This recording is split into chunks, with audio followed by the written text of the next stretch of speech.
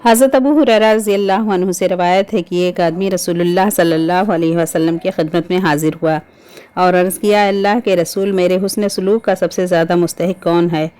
آپ صلی اللہ علیہ وسلم نے فرمایا، تمہاری ماں۔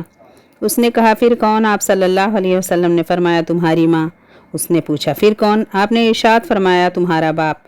بخاری و مسلم۔ ایک اور روایت میں اس طرح ہے، اس نے پوچھا کہ اچھے سلوک کا سب سے زیادہ حقدار کون ہے؟ تو آپ نے فرمایا، تمہاری ماں، پھر تمہاری ماں، پھر تمہاری ماں، پھر تمہارا باپ، پھر جو تمہارے سب سے زیادہ قریب ہو، پھر جو تمہارے سب سے زیادہ قریب ہو۔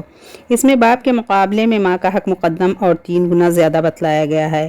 اس کی ایک وجہ تو مرد کے مقابلے میں عورت کا ضعف اور اس کا زیادہ ضرورت مند ہونا ہے۔ دوسری وجہ یہ ہے کہ 3 تکلیفیں ایسی ہیں جو صرف ماں اولاد کے لیے برداشت کرتی ہے، باپ اس میں شریک نہیں ہوتا ہے۔